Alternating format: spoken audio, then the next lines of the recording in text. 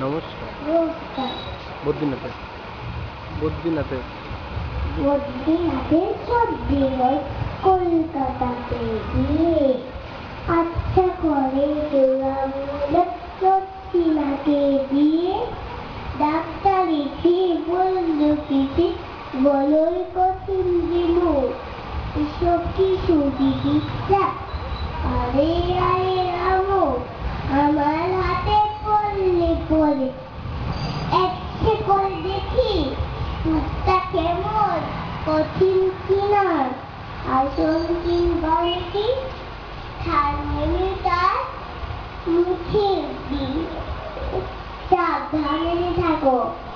আইসবেগটা মাথায় দিয়ে একটা দিন তো রাখো।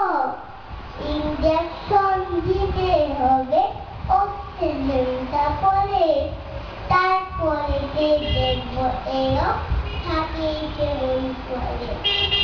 বলবি গ্রামের বদ্রীনাথ অবাক হয়ে ভাবি সহ্য করে এমন করো ধন্য ডাক্তারি।